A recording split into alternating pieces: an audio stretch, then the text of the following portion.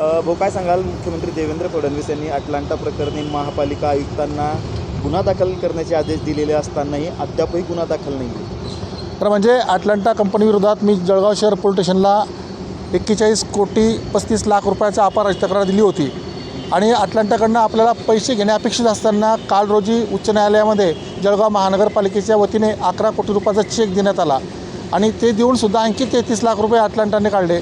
आपल्या त्यांच्याकडे इतकी मोठी रक्कम घेणे बाकी असताना जळगावच्या जनतेच्या कष्टाच्या घामाचे पैसे आहे, जळगावच्या शहराच्या विकासाकरता पैसे आहे आणि पैसे या ठिकाणी आपले घेणे बाकी असताना आपण त्यांना पैसे दिले आणि मुख्यमंत्री महोदयांनी सांगितलं की या संदर्भामध्ये तात्काळ गुन्हा दाखल करा. मात्र अद्याप 2 दिवस झाले गुन्हा दाखल झाला नाही.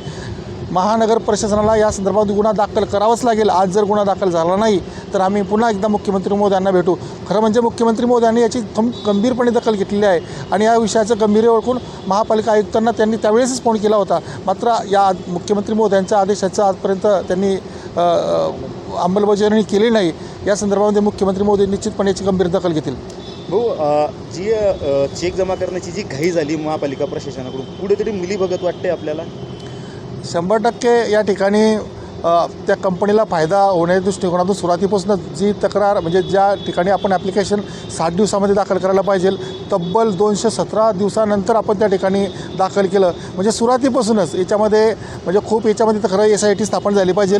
याच्यामध्ये कोणी मदत केली, कोणी काय याचा लाभ घेतला, या सर्व विषयाचे अतिशय गंभीर विषय आहे आणि म्हणून आमची कायदेशीर लढाई आहे. मी सुप्रीम कोर्टामध्ये गेलो होतो, त्या ठिकाणी आमचं म्हणणं ऐकून घेतलं नाही. त्यांचं म्हणणं होतं की या ठिकाणी तुम्ही तुमच्या वकिलांनी म्हणजे महानगरपालिकेच्या वकिलांनी हायकोर्टामध्येच आपली बाजू त्या ठिकाणी मांडायला पाहिजे होती. खरं म्हणजे आमची जी केस आहे, आमचे कुठल्याही प्रकारचं खातं हे महानगरपालिकेचं मुंबईमध्ये नाही आहे. आमचं कार्यक्षेत्र आहे म्हणजे जळगावचं जे कार्यक्षेत्र आहे ते संभाजीनगर आहे.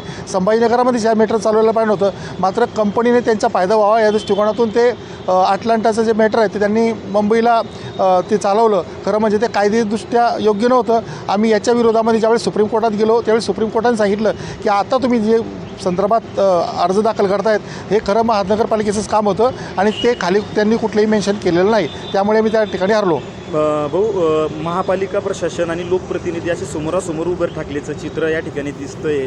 तुम्ही महापालिका आयुक्तांच्या बदली संदर्भात काही मागणी करणार आहात का? मी एक महानगरपालिकेचा नगरसेवक आहे. कोणाची बदली करावी किंवा कोणाला बस हे माझं काम नाही.